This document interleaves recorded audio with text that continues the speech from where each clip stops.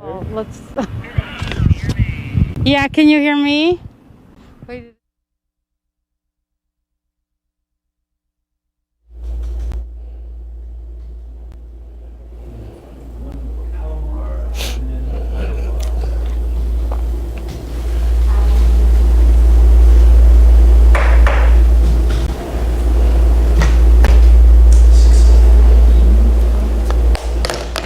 One, two, three, four, five, six, 7, 8. Hi there. I've still got my mic on from the last show, I think.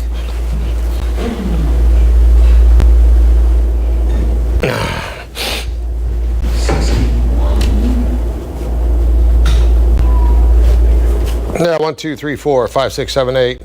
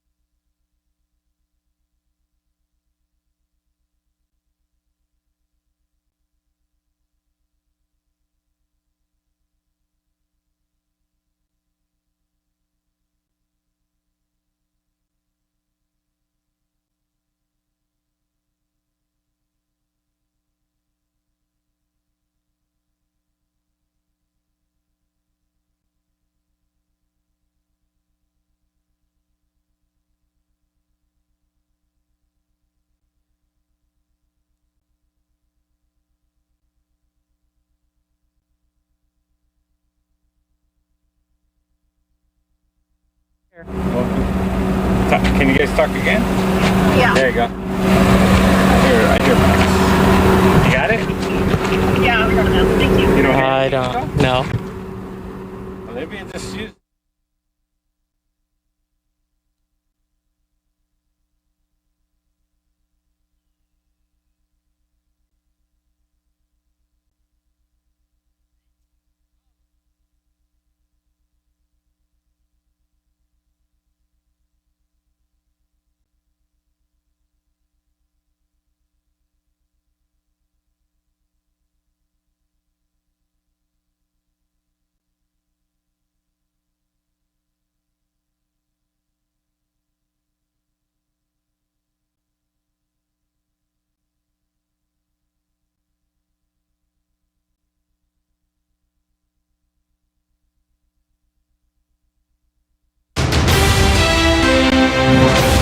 This is NBC Palm Springs.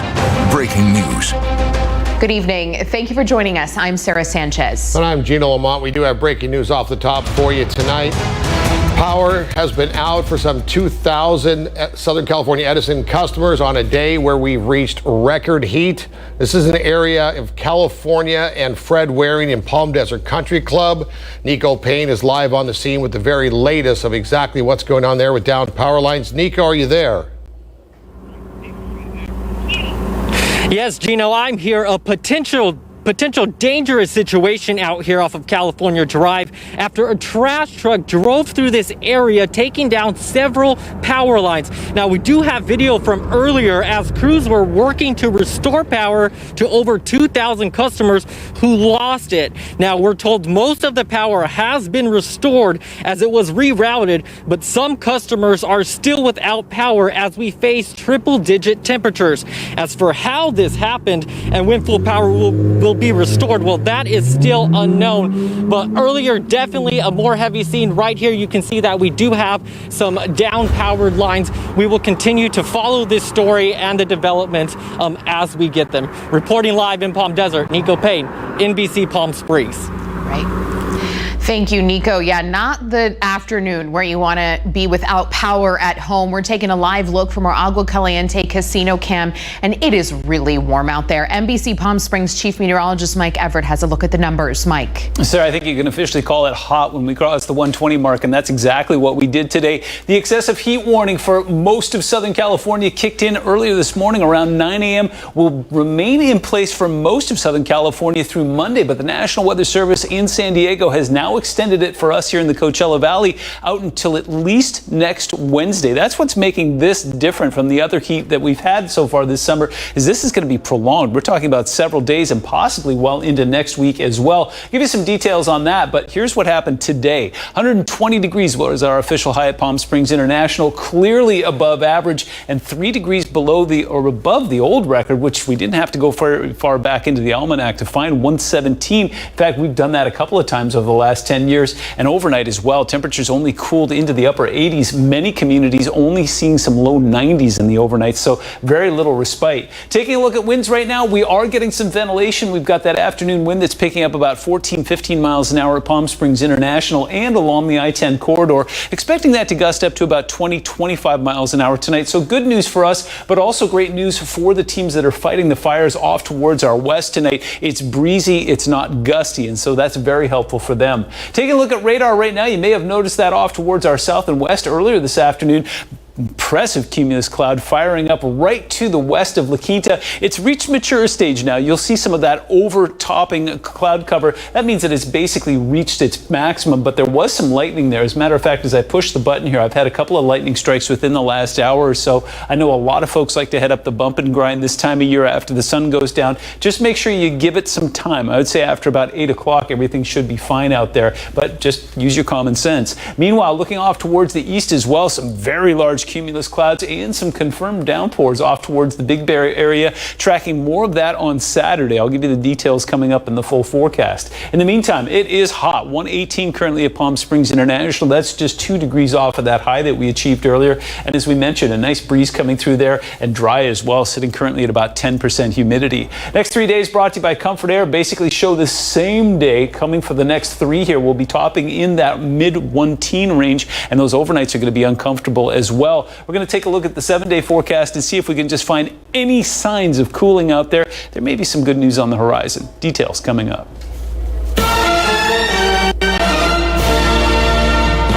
Yeah, we begin with the effort to make your vote count as the president traveled to New Jersey today. On the very day, New Jersey's governor says the voters will, for the first time, cast ballots for president predominantly by mail. The president, though, is being criticized for admitting he wants to block billions of dollars in funding for the Postal Service in order to limit mail-in voting. He is now saying that he will give Democrats the money they want for the post office if they give him the trimmed-down coronavirus relief bill that he wants. The president also claims that without citing any evidence, that vote by mail could lead to fraud. He and the First Lady, though, yesterday requested their mail-in ballots so they can vote in Florida.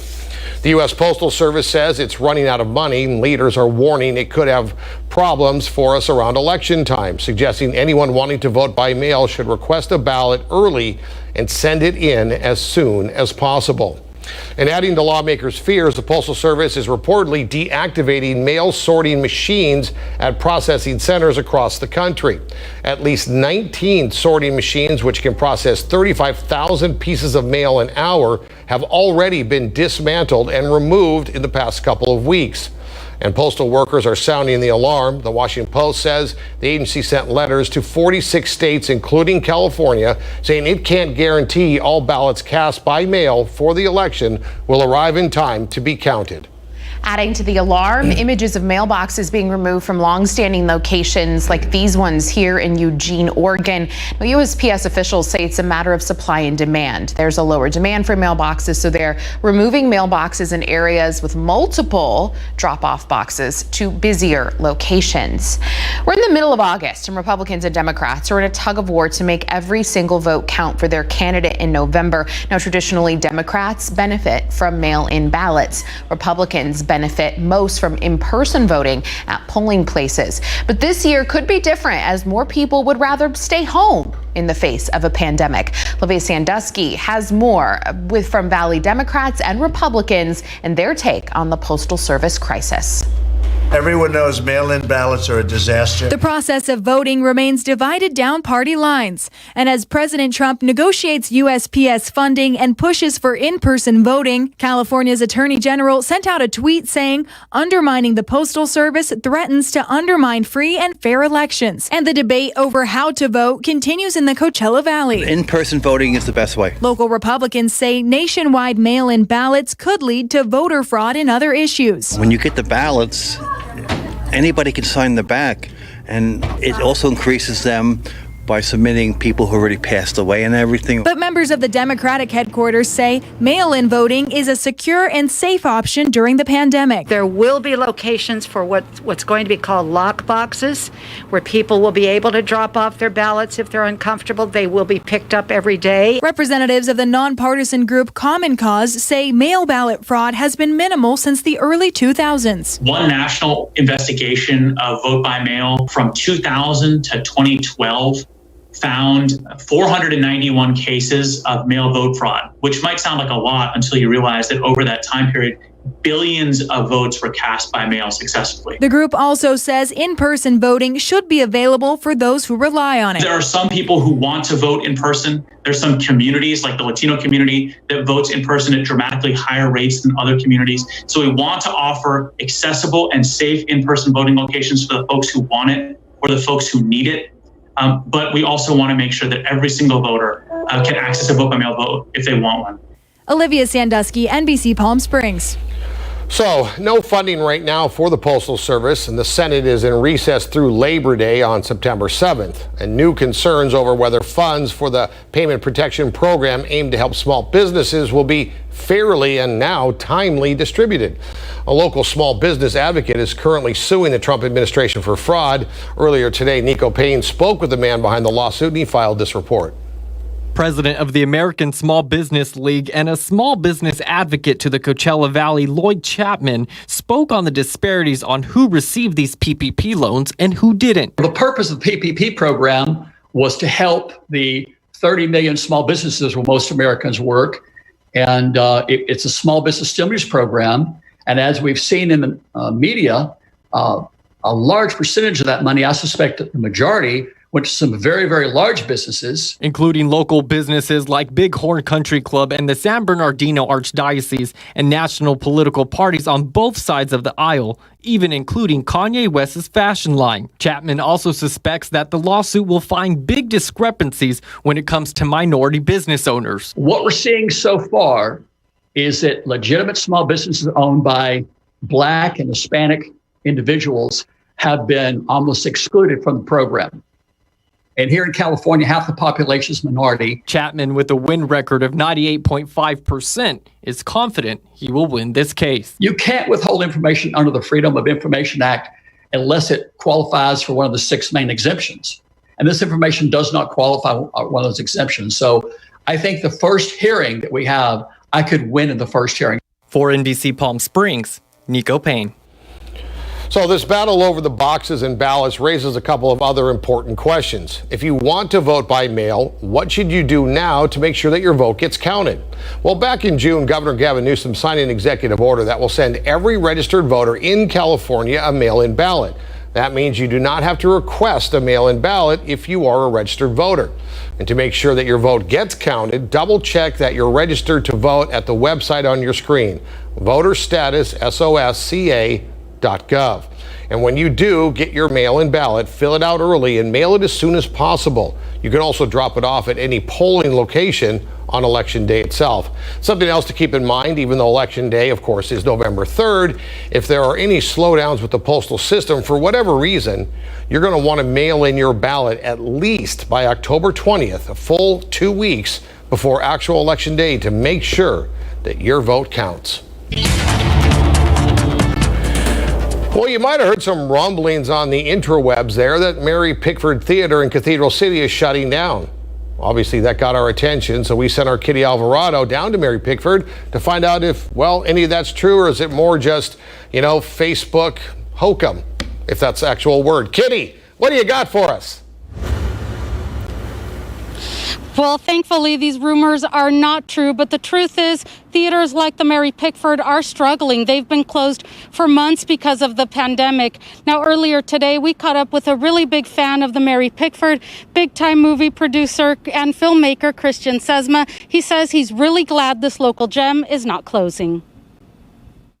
Oh my God, we're back at my happy place. The Mary Pickford Theater is beloved by many, including Christian Sesma. He's a local filmmaker who's made it to the big time, but this theater in Cathedral City holds a special place in his heart. He even celebrated his birthday here. Best birthday ever. There have been rumors on social media this place might be closing for good. It would be massively heartbreaking. Absolutely. I mean, this is what I've always said has been like my happy place, the movie theaters, and especially Mary Pickford. I'm from here, born and raised here. Obviously, my career started here. We asked Ted Haynes, the general manager, about the rumors. No, we have zero plans of closing. He says the confusion may have started with a national campaign to bring awareness about the financial hardships theaters like his are facing and the need for federal help. Theaters as a whole have basically been turned off. And if you don't have income coming in for 5 or 6 months, it's going to financially cripple that business. Until they can fully open, they're trying to find ways to screen movies and may announce something soon. For now, they're focusing on giving back to the community they love by feeding those in need with food drives on Saturdays, and soon they'll be adding a COVID testing site. We're part of that exciting and kind of escapism, but that isn't necessarily all that what people need now. And we can't provide that, so we've kind of shifted gears into what we can help provide. Sesma says he can't wait for the Pickford to open up again because there's nothing like watching a movie in a theater. Movies have the power to change lives, and it's obviously changed my life. I mean, this is what I do for a living. And the manager also tells me they also own a couple of other theaters, one in Banning, one in Mammoth. He says those theaters are having a tougher time, but hopefully they could get some federal funding to stay afloat because those are the only theaters for miles for that community. And also you may have seen a couple of clips from Christian Sesma's new movie, Pay Dirt. We've got to support our local filmmaker. That's what I'll be watching this weekend, and hopefully you'll check it out too. Reporting live from Cathedral City, Kitty Alvarado, back to you in the studio. That's right. All right. Thank you, Kitty. More good news. We do have confirmation from Sarah Sanchez that hokum is indeed a word and it was properly used. If you have a story or problem you'd like us to look into, email us at the newsroom here at news@nbcpalmsprings.com. You ask, we'll investigate. Coronavirus coverage brought to you by East Valley COVID-19 testing site, serving residents of eastern Coachella Valley. Now to updates on the ranch fire near Azusa. We brought you coverage last night as breaking news. Well, it's still burning out of control, but it's moving away from homes. Fire officials have lowered the number of acres burned to 2,500. Evacuation orders have also been lifted. Calmer winds have helped firefighters today. Even though there is 0% containment, it's burning in the forest right now. Not far from the ranch fire is the lake fire. It has burned 11,000 acres, 12% contained tonight. It ripped through a line of properties along Pine Canyon Road near Lake Hughes between Santa Clarita and Palmdale and is threatening about 5,400 homes tonight. Devastating there. The Apple Fire in Cherry Valley is 90% contained. It's burned more than 33,000 acres. And right now the countdown to full containment is Monday. Those are just a few of the wildfires burning in California. There's also wildfires burning in Colorado and Oregon. It is that time of year. The Pine Gulch fire in Colorado, now more than 69,000 acres, and it's only 7% contained. 100 miles away, the Grizzly Creek fire forced authorities to shut down a part of Interstate 70. Altogether, though, nearly 100,000 acres lost in Colorado. Well, we like these kinds of stories. No fires or viruses here. Every student at Valley View Elementary in Coachella received a backpack filled with school supplies today. It was their first day of school today, even though classes were conducted at home. I feel happy because they donated it to us, and we had some stuff in the home, but we didn't have that much stuff. The material that they need for home, which is good because, you're at ease at work. What's going on, you don't want to go out as much. So this is a good plus that they gave us supplies. That was a very nice gesture. All of the backpacks were put together and donated by Southwest Church in Indian Wells. Coming up after the break, we're going to talk to NBC Palm Springs political analyst Hank Plant. We're going to break down how election night will look this year and talking about our reliance on mail-in voting during this pandemic and how it could affect the eventual outcome of the 2020 election. The Justice Department accuses one of the country's most famous Ivy League schools of discriminating against white and Asian applicants. A full report on what investigators found when we return.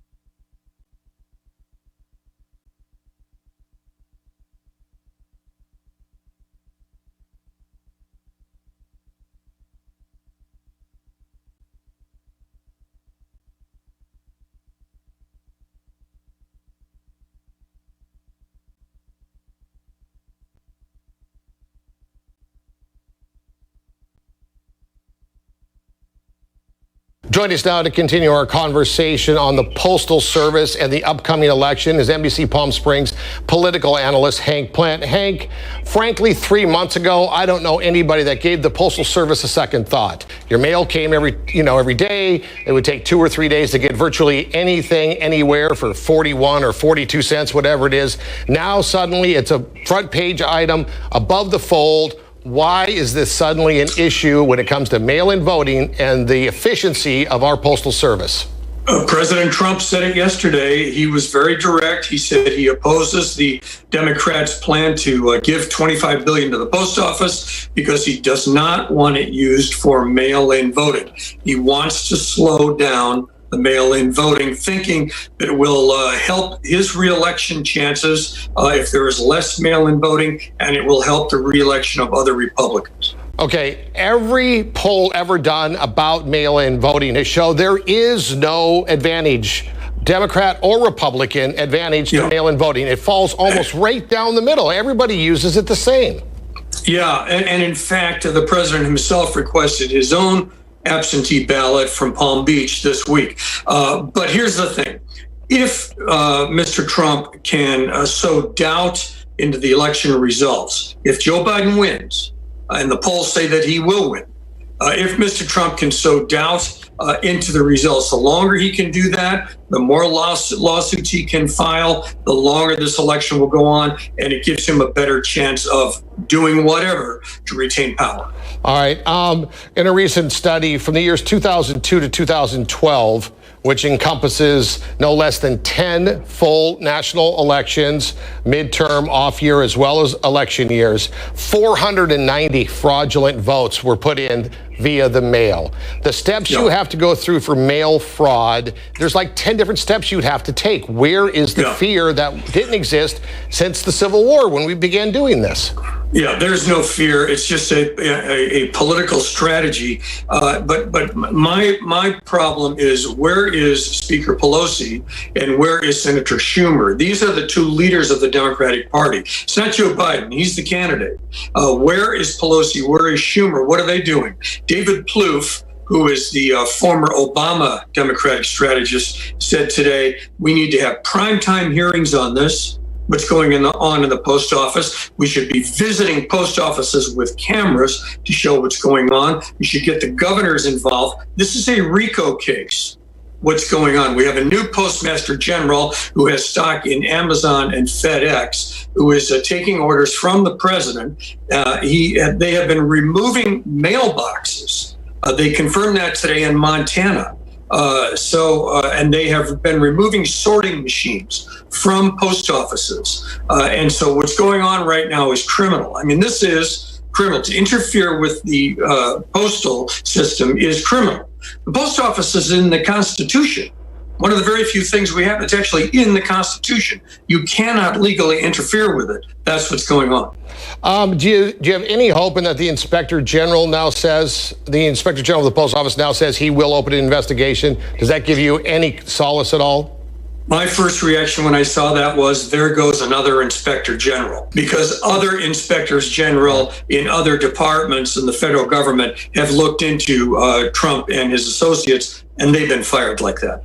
There's some today there in the president's press briefing where, when asked if he would make a deal with the Democrats, if they agreed to his version of the latest relief package, that he might be willing to include that $25 billion for the post office. Is it possible that all this dust he's kicking up is a ploy to try to get a relief package done?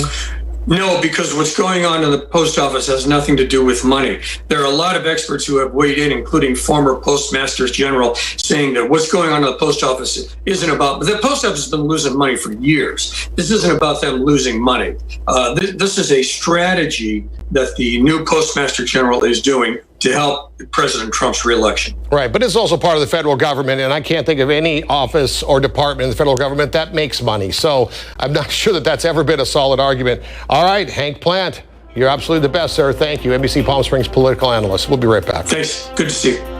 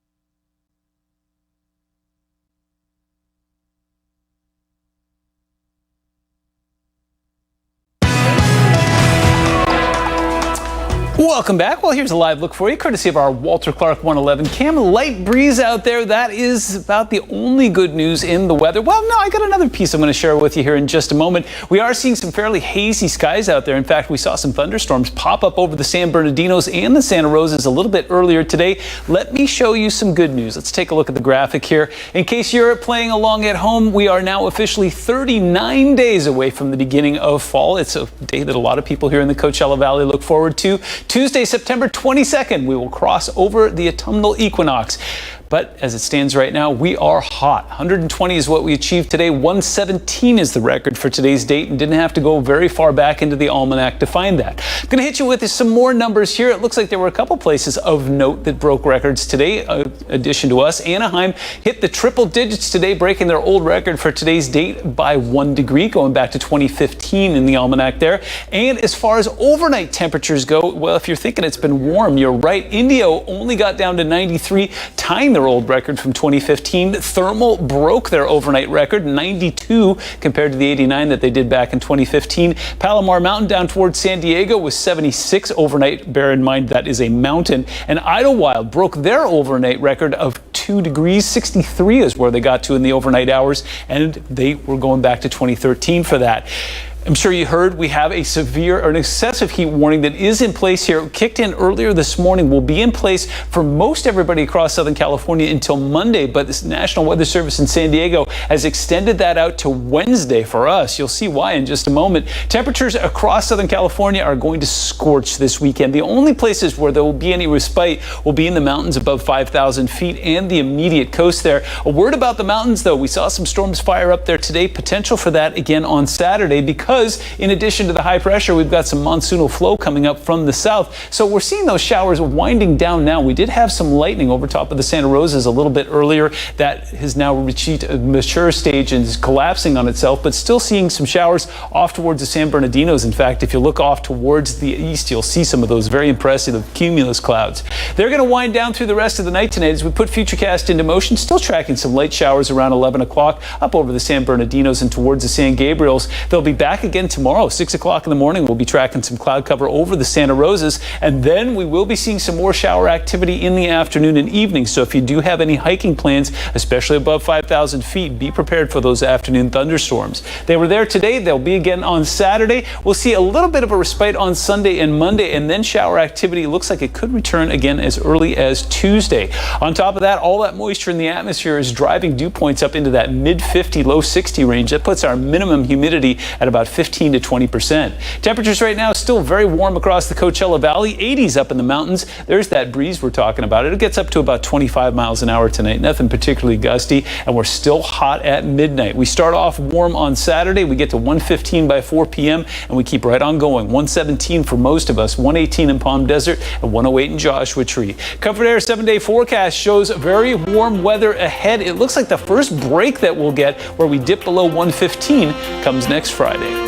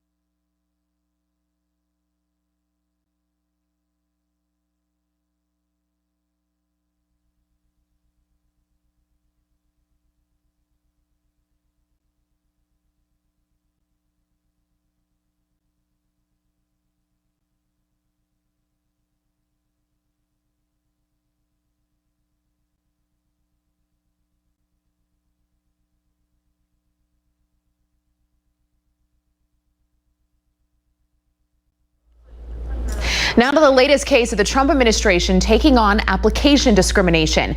The Justice Department is now accusing Yale University of violating federal civil rights law by discriminating against some applicants. And it's the second time the Trump administration has confronted an Ivy League school over race. Gabe Gutierrez has more.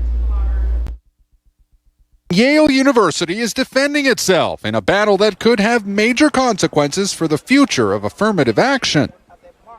The Justice Department is accusing the prestigious Ivy League school of violating federal civil rights law by discriminating against Asian Americans and white applicants. The Supreme Court has ruled several times that race can be used as one of many factors in college admissions, but the DOJ claims Yale is using it as a predominant factor.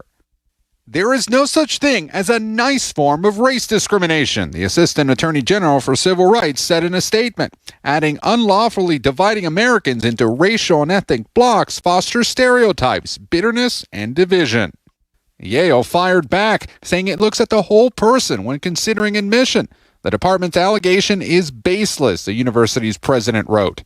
At this unique moment in our history, when so much attention properly is being paid to issues of race, Yale will not waver in its commitment to educating a student body whose diversity is a mark of its excellence. Rita Wang is a recent graduate. To me, I don't think that these cases, being brought by the DOJ, is to benefit Asian Americans. Instead, I think it's using Asian Americans as a way to dismantle one of the few forms of economic mobility we have in America. And so that's why affirmative action is so important to me. In 2014, a lawsuit against Harvard alleged similar discrimination. Harvard won that case in district court, but the Trump administration is now backing an appeal. As for these new findings against Yale, critics say the government's 4-page argument is thin. I think it is highly unusual to suggest you've got major findings in a case in discrimination where you're issuing a 4-page letter that basically gives you no underlying facts.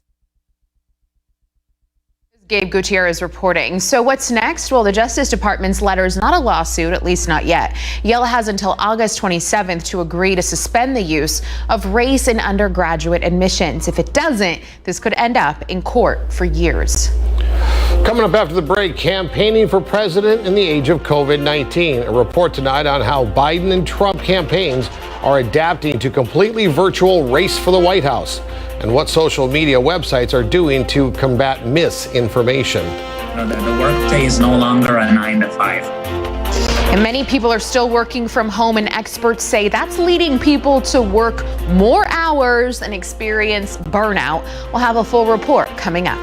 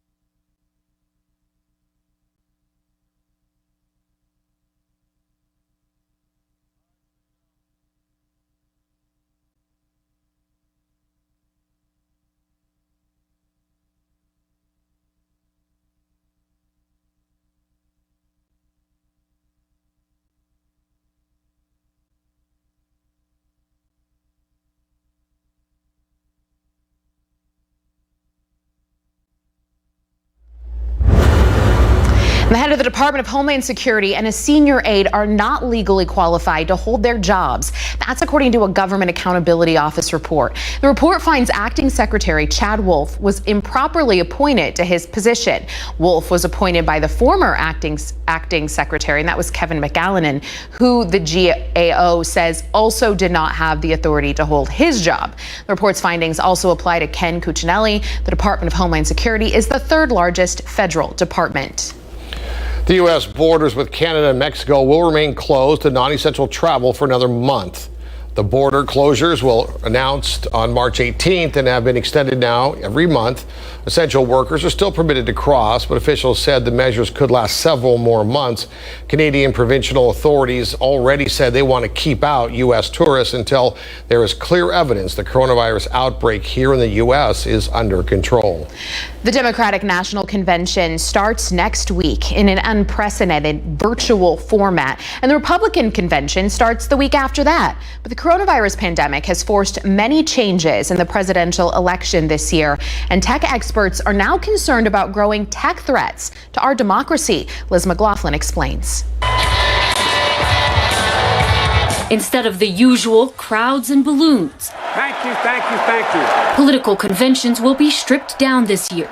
But the presidential campaign every bit as intense. Don't let them take over America. Together, it's a battle we can win. Candidates are pouring money into ways to reach voters virtually. It means that it's an advertising war in a lot of ways instead of an actual conversation. Putting even more pressure on social media companies who are attempting to clamp down on potentially problematic content. Misinformation and disinformation have become very standard part of political conversation. Most social networks beefing up restrictions to political ads and posts, sometimes adding a warning to content that may be false or taking it down altogether, even if it's from public officials, including the president, prompting criticism that tech companies are playing favorites. What I'm concerned about is you helping Joe Biden over President Trump. Hacking is another concern, heightened after high-profile Twitter accounts, including Joe Biden's, were hacked just last month. What if media accounts were taken over and the vote totals were manipulated or put out in a synchronized way that confused the public? It could create mass chaos. Concerns mounting as we count down to November 3rd. Liz McLaughlin, NBC News. Taking a live look outside now, courtesy of our Agua Caliente Casino cam. Time to check in with Chief Meteorologist Mike Everett, who's got some explaining to do with these temperatures, Michael.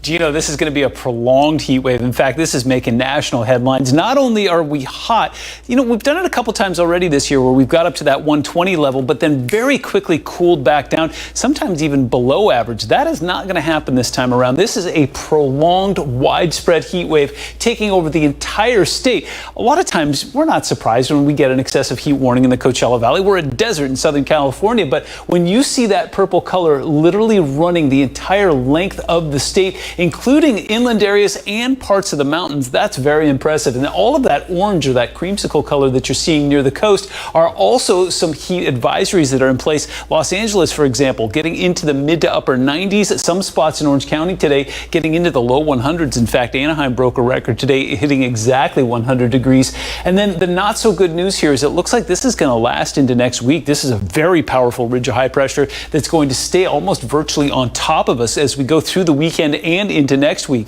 Taking a look at radar right now, we've got a little bit more drama to add to that. We've had some moisture coming up. Monsoonal flow has been walking up the mountains. We forecasted this yesterday. We saw some showers pop up over top of the Santa Rosas earlier. That has now reached mature stage. You'll see those clouds kind of moving over top of the Coachella Valley. No rain expected here, but I did see some lightning strikes earlier. If you do have some hiking plans tonight, make sure you're taking the necessary precautions. Don't walk into a thunderstorm.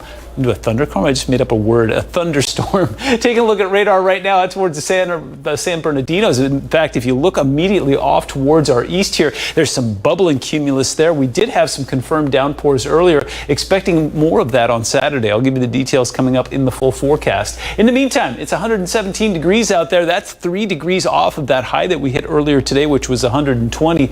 Winds coming in from the northwest, about 14 to 17 miles an hour. You saw a little bit of camera rock on that Agua Caliente Casino cam. camera, and humidity sitting at 11% right now, despite the fact that we've got clouds in the mountains. It's dry down low. Take a look at the next 3 days. The Comfort Air 3-day forecast is showing virtually the same day, 3 days in a row going through the weekend here. More mountain storm potential on Saturday. We'll back that off Sunday into Monday, and those overnights are going to stay warm as well. Overnight lows in the 90s. In fact, we broke some records there. I'll tell you all about it coming up. All right, thank you, Mike. Google's turning millions of Android phones into mini seismometers. It's a new earthquake tracking system. It uses your phone's accelerometer to detect possible quakes. Your location is then sent to Google, where your data is processed, and then, if needed, send out an alert to everyone in your area. Things all happening at lightning speed. Learned a few big words there, Those I think. Made up words. They might have been made up.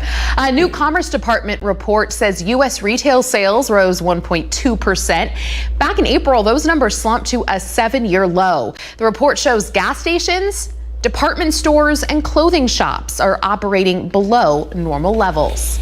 A judge in California rules Amazon can be held liable for injuries caused by defective products sold on its online marketplace. The decision overturns a lower court ruling that the company was shielded from liability because it acts as a service provider. Amazon has faced multiple lawsuits over damage or injuries caused by defective items sold by third parties. 7 months into the pandemic, workers are starting to feel the effects of working from home. Emotions are ranging from anxiety to depression. Dan Sheneman has more. Months of working from home is starting to wear on some employees. It takes a lot more effort than the natural going around talking to someone over coffee or having a meeting in a conference room. Amir Newman is a New York City-based practice lead for a data analytics company and feels the line between home and work has become blurred. The workday is no longer a 9 to 5. While a large number of workers across the country are grateful for the flexibility of working at home, many feel beaten down. The majority of professionals are actually now working more hours than before. Lauren Appen, co-founder of the business networking app Fishbowl, says thousands of their users are burned out. 69% of professionals say that they feel burned out, and actually 37% say that burnout is causing them to look for a new job. The MarTech Group surveyed 1,000 people about the lasting effects of working from home. Mental health topped the list of concerns. We came up with these 4 buckets of people that range from people who are thriving on one end in their response to people who feel trapped and are having some serious mental health issues. And that trap group is struggling the most. They're feeling I'm isolated, I'm lonely. Everybody in all professions and all industry has to understand that everybody's going through the same thing. Experts say how employers and management handle engagement with their employees has a big impact on the level of their happiness. Dan Sheneman, NBC News. Sewing machine sellers are now scrambling to keep up with a surge in demand. Self-isolation has inspired many to take up sewing, but a more obvious trigger for the sewing boom is the demand for face masks. On Etsy, an online retailer for crafters, face masks have become the hottest new commodity. In fact, I bought some from Etsy. The maker of a popular video game is suing Apple and Google. Epic Games created Fortnite, and they have just filed a lawsuit after Google and Apple blocked Fortnite from their app stores. Google and Apple say they removed the game because Epic violated their guidelines. Well, at the heart of the matter is Epic's announcement that players can now buy in-game currency directly from Epic. That means the players would not be using Apple or Google's proprietary payment systems. All right, sports is up next, where we will have apparently sports highlights when we come back.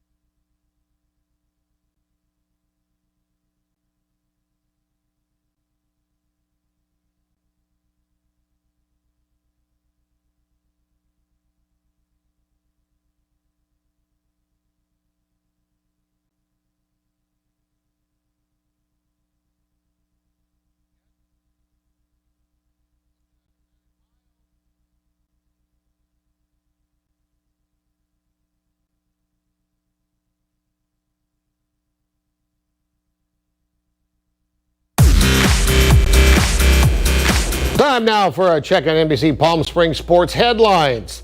Los Angeles Dodgers outfielder Mookie Betts hits 3 home runs against the Padres, proving he is the best $350 million we've ever spent. Only Sammy Sosa and Johnny Mize has accomplished the feat as many times as Mookie has. All 3 of his homers came in the first 5 innings. Betts received his Silver Slugger Award for the 2019 season before the game started. He was in the leadoff spot, which is his preferred spot. He keeps hitting 3 home runs a game. I'm pretty sure he gets to stay there. Oakland A's pitcher Ramon Laureano, 6-game suspension has been reduced to 4. On August 9th, Laureano was hit twice by Astros pitcher Humberto Castellanos. He got into an argument with members of the Astros, eventually charged the bench.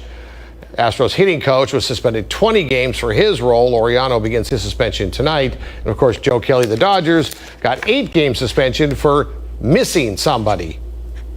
Just saying. Moving to the quarterfinals of the Champions League today. If you don't watch soccer because it's too low a scoring, this would have been the game for you.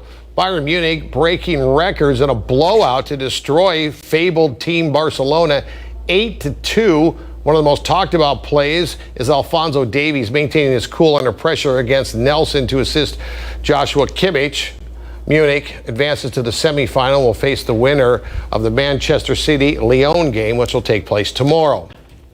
Moving over to the greens, this might be a caddy's and player's worst nightmare. U.S. amateur contender Segundo Olivia Pinto's ball was in a bunker on the 18th hole. His caddy, Brant Brewer, stepped in and brushed the sand with his hand. That's a rules violation that cost Pinto the hole and the match, and ultimately a chance to vie for U.S. amateur title. You can't touch it when it's in the sand. Let's get a quick check for sports. Let's get a quick check on your forecast with Mike. Related story, there's a job opening in the caddy world right now. Taking a live look from your Agua Caliente casino cam. In fact, we got a couple of them. There are some bluish skies out. There's also a lot of moisture in the atmosphere, which is weird because it was really hot today. We're going to explain it all using science when we come back.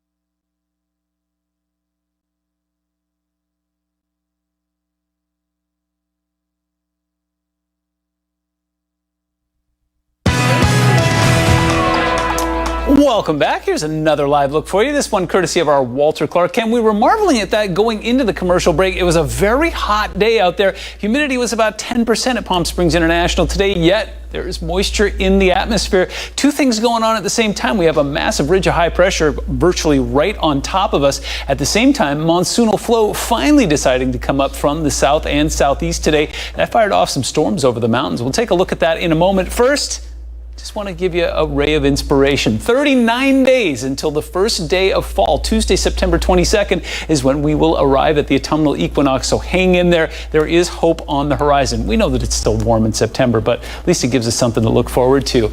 We need inspiration on days like today. We crossed the 120 mark for the 4th time this summer. 117 was the old record. We went cruising right on past that. We didn't have to go very far back in the archives to find that either. 2019, last year, was when we were at that 117 mark.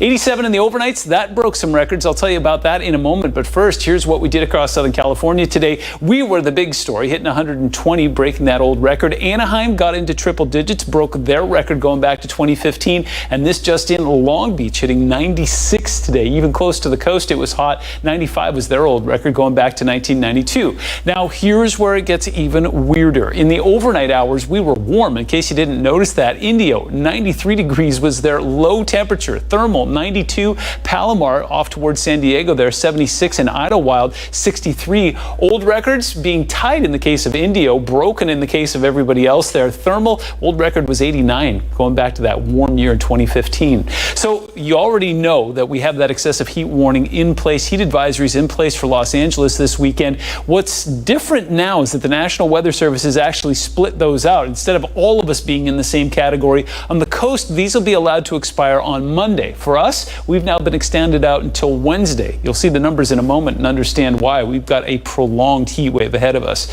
Temperatures through the weekend here are going to be warm for virtually everybody. The only place to get any respite will be above 5,000 feet in the mountains or near the immediate coast. But as we already saw, it's warm there as well. Now, before you go moving up to the mountains, do be aware that there were some storms up there today. Storm potential again on Saturday because of that monsoonal flow coming up from the south. So as we put Futurecast into motion, some light showers off towards the San Bernardinos and towards the San Gabriels tonight. And then as we enter into Saturday, we'll see some cloud cover as early as 6 a.m. And then those storms move in the afternoon in the Santa Rosas and in the San Bernardinos. Could bring some gusty winds there and possibly some downpours. And there's lightning potential as well. As we move towards Sunday and Monday, that'll mellow out a little bit, but storm potential looks like it'll arrive again on Tuesday. And talking about moisture in the atmosphere, dew points are going to be in the mid 50s and low 60s for the next few days. That's going to take relative humidity up to about 20% at its minimum. Temperatures hot right now, 112 in Desert Hot Springs, 80 in Big Bear, 118 at the airport. A little bit of a breeze is helping things out, though. We're going to continue to see that move through the rest of the evening. Still 101 at midnight tonight. That sets us up for a warm start on Saturday. 115 by 4 p.m. and we're going to keep right on going. 117 in Palm Springs and Indio, 118 in Palm Desert, 108 up towards Joshua Tree. Your Comfort Air 7-day forecast shows us staying in the same range all the way through the weekend, thus the extension of the advisory there. And then it looks like the next time we'll dip below 115 will be on Friday.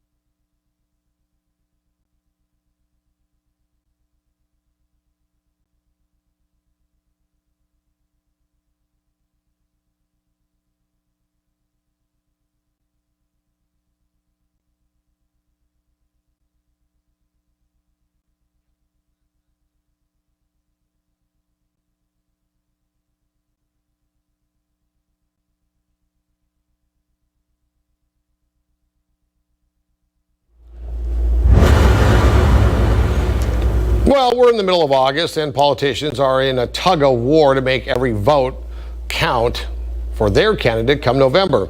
Local party headquarters voiced their opinion on which is the best option. When you get the ballots, anybody can sign the back, And it also increases them by submitting people who already passed away and everything. There will be locations for what's going to be called lock boxes, where people will be able to drop off their ballots if they're uncomfortable. They will be picked up every day. California is allowing any ballot postmarked by Election Day to count as long as it arrives by November 20th, 17 days after the election. Well, you may have seen the rumors on social media, rumors saying the Mary Pickford Theater in Cathedral City is closing. The general manager of the theater says they're not closing, and the confusion may have started with a national campaign to bring awareness for the need for federal help for theaters like Mary Pickford. He says their theaters in Mammoth and Banning are actually having a tougher time. We're in no danger of closing. That's not what our campaign is about. It really just is about awareness and really trying to help our other theaters in our organization that are really struggling to a point of almost, having to shutter. Until they can open, they're focusing on giving back. They do have a food drive on Saturdays, and they're working on having a COVID testing site right in their parking lot. We'll be right back.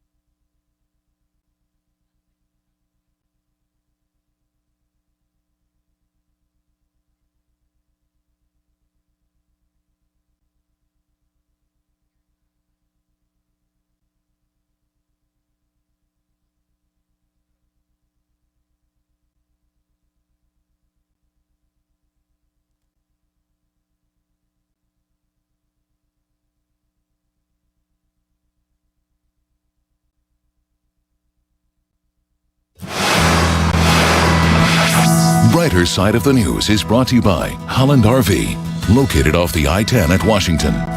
Fisher-Price has a new line of work-from-home toys, a play office with a laptop, pretend cell phone, and coffee cup. We'll see you back here tonight at 11.